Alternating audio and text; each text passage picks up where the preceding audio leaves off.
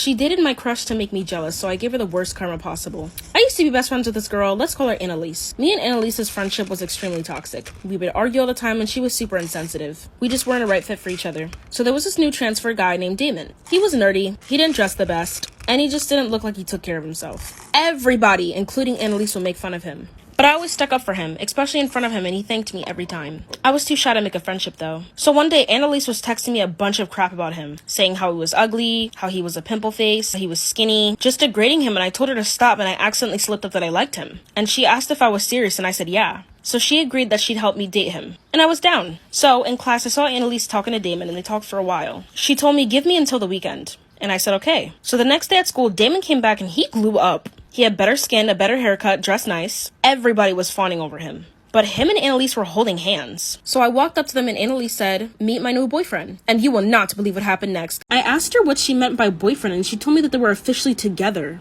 I didn't want to cry, especially in front of Damon, so I ran. I ended up running to the girls' bathroom and crying. Then I went home early because I was upset. I just walked out. So then afterwards, I got the brilliant idea. Come back for part 2. Stop. Just kidding. I got the brilliant idea of taking screenshots of our conversation and sending it out. So I ended up making a fake account and telling the girl with the loudest mouth at her school to make sure it spreads. Sent it out and waited till the next day. So I went to school and shared a class with Annalise and Damon, and I was just watching them. And then suddenly I heard a bunch of dings throughout the classroom. Then Damon looked at his phone upset, then looked at Annalise and walked out. Annalise tried to apologize, but everyone said that wasn't cool and that she was really mean for what she said. I ended up going to comfort him and we became friends after that. And then we soon started dating. Now Damon's actually where he belongs. Revenge is always the best. Follow for more story times. My best friend almost killed my son. So I met this girl in high school freshman year. Let's call her Rose. Rose was outgoing, fun, and goofy.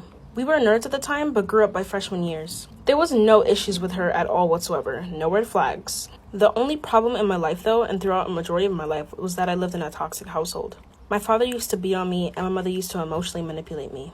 And then my mother would sit here and really have the nerve to complain when I wouldn't spend time with her. And then when I tried to explain why I wouldn't, she would just sit here and emotionally abuse me again. So one day I started showing symptoms of pregnancy and I went and got tested, and it turns out I was 6 weeks pregnant. I had a boyfriend at the time, so I informed him. He told me he wanted no part in this. I was devastated and distraught and heartbroken, not to mention. Not only did he never actually love me, but he also abandoned his soon-to-be child. So my best friend brought up the idea of living together.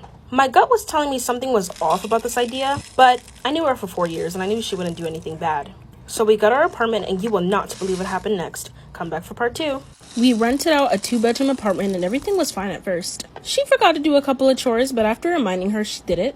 So one day she got a girlfriend and everything was fine. But she started to park in my parking spot. She used to eat our food and sometimes my food, and she would leave the bathroom a mess by missing the trash can and leaving the floor wet during showers. She even went through my personal belongings at one point drunk, thinking it was Rose's room. I told Rose about this problem and she apologized and said she'd talk to her girlfriend about it and tell her to stop. Which her girlfriend did stop for a period of time. I ended up having the baby. I remember on the way there, I asked Rose to bring me, but she was complaining because her and her girlfriend were watching a movie. That was the first red flag for me. So then as time progressed, I was raising my son and everyone loved him, but she was complaining about the noise and him crying, so she helped me soundproof my room. So my baby was sleeping and I was going to go to the grocery store, which was like a block away. So I left him there, I put the monitor up in case anything happened, and I left to the grocery store. And when I came back from grocery shopping, So I came back to the apartment and it felt like it was 100 degrees inside the house. It was so hot that I experienced a whiplash of hot air. I could barely breathe. It was so muggy. I was wondering why the AC was off, and then I realized my son was home. I ran to him and he was slightly unconscious. I tapped his face a couple of times and then he started crying. I ran to the car and blasted the AC. I gave him some of my milk and luckily he was okay. He fell asleep in the car seat. I was so mad. Then I saw Rose pull up with her freaking girlfriend. I got up and I confronted her. I asked her why she turned off the AC and I told her she could have killed my kid, literally. She just brushed it off and said the bill was getting too high. She also told me I shouldn't be worried or mad about it because my baby was okay and alive. I was so mad, I just literally went upstairs and I started packing my stuff. As I was packing my stuff midway, she grabbed some of my stuff. I literally had to pepper spray her to get her out of my room. I ended up staying at a hotel for about 6 months. Now I live in an apartment alone with my baby. Luckily, I'm financially stable. You don't really know a person until you live with them. Follow for more story times. I got pregnant by a 35-year-old at 15. So it was my sophomore year of high school and some kids my age wanted to be on Tinder. I was a little popular, not going to lie, so I usually followed in what the other kids wanted to do. I liked older guys, not guys my age because they were so immature. I'd usually date guys around 17, sometimes even 18, but we wouldn't have sex or anything like that. So I downloaded Tinder and put my best photos out there, including a bikini pic. And some guy, let's call him Joseph. Joseph was cute. He had a pretty lean body, a little bit of a beard, beautifully done eyebrows, and he was tall. I was 5'1", so I didn't have to worry about guys liking my head or not. But I do prefer boys at least 5'11". The guy swiped on me and messaged, "Hey cutie, you look so hot in that bikini." His age was 19, a little old for me, but I didn't think it was all that different. I responded thanking him, and we started flirting. So he made a deal with me asking for me to be his girlfriend, and if I accepted, he would buy me gifts weekly, give me money, all that jazz. I was looking for a partner, not so much a sugar daddy, so I asked if he would be loyal to me and only me, and he agreed. He was perfect. I was a pretty materialistic person, so I loved buying things at the time, so I thought this was a once-in-a-lifetime chance. So I responded with, and I agreed. We kept flirting, we didn't really sex at all, and he asked me if we could go on a date to New York City. I lived all the way in Georgia, but he was willing to buy a flight for me, and if I didn't feel safe, I could bring a friend along. I asked my friend Samantha to come, and she said yeah, as long as he gave her money as well. He said he'd buy anything we wanted for us, and we were both thrilled. I told my mom I was going on a vacay to New York City with Samantha's mom, and she said okay. I typically go on vacations a lot with Samantha, so that's why my mom didn't bother talking to her mom and stuff. We got on the plane and went to New York City. He met me at the airport, and he gave me the biggest hug, and we kissed. He smelled like cigarettes and cologne. My young self thought that was attractive at the time. Looking back at that now should have been a red flag because nobody uses cigars anymore. So he took us to this fancy restaurant first and we ate. Then he took me out shopping to the mall. I bought 20 pairs of underwears and bras from Victoria's Secret, and my friend only got underwear since her boobs were too big. He bought me perfume and lip gloss as an extra. He took me to American Eagle, Hollister, Forever 21, all these stores, and I was so happy. Then at the end of the night, we went to a hotel. He ended up getting my friend a separate hotel room, and just one for us. I was a little uncomfortable by this idea, but I just rolled with it. It was a beautiful hotel. There was even a pool area. We swam in it for a bit, then I said I was too tired and we went to our hotel area. He took me to our room and he started being flirty. Then one thing led to another and we ended up doing it without protection. I told him I was scared to not use protection, but he showed me paperwork of him getting tested the same day of him being clean, and then I agreed. Then I went back home and everything was fine. One day he messaged me and he told me he was really 35 instead of 18. I told him I was 15 and he immediately blocked me. I ended up crying because I wanted him to continue to buy me stuff. A month later, my stomach grew bigger, just by a little bit, and I started puking and stuff. I was 16 at this time because I just turned it 2 weeks ago. I told my friend Samantha and she thought I might be pregnant. She told me to get a test. Took it with her and it was positive. My mom asked me why I was puking so much, but I just gave her some weird excuse like I ate something bad with Samantha. So we scheduled for an abortion and it's this weekend. Should I go through with it? I'm not sure. I don't really want to carry a child or ruin my body. Give some advice in the comments down below. Follow for more story times. She accused me of blanking her. So I was a pretty popular girl in high school. I used to be best friends with this girl named Jessie. Jessie was a really beautiful girl and she was popular like me as well. Everyone shipped us together, but I was secretly gay. She was pretty, don't get me wrong, but I liked guys. But nobody knew that. So one day, Jessie asked me if I would ever date her, and I told her no. She asked me why, and I told her I just wasn't into her. I told her she was beautiful and pretty, but I just didn't want to date her. She assumed in a joking manner that I was playing hard to get, but I just brushed it off because I didn't want to argue anymore. Soon, she became very touchy. She started slapping my butt, holding my hand, even kissing my cheek without consent, and it made me extremely uncomfortable. One day, I confronted her about it and told her to stop, and she apologized and said she wouldn't do stuff like that again. I thought we were on good terms after this. So one day she invited me to her house, and she was wearing pretty revealing clothing. Then she gave me a drink and told me to try it out. It was her new juice recipe, and so I did. I drank it, and then I felt immediately dizzy and fell onto her bed. I opened my eyes and I saw her trying to take my pants off. So I drank it, and then I started to feel super dizzy. I ended up falling back onto her bed. Then after that, I woke up midway to her trying to take my pants off. I told her to stop, and she just wouldn't listen. Before she got the opportunity to actually do so, I kicked her in the face. She fell back really hard, and she started crying. I felt bad and I rushed to her, but she pushed me away and told me to get the heck out of her house. And I did. I left. So I went home and I talked to my online friend about it, and he told me that she sexually harassed me and I should report it. But I didn't have any proof. So the next day at school, everybody was staring at me. Then 3 guys came up to me and started beating me up.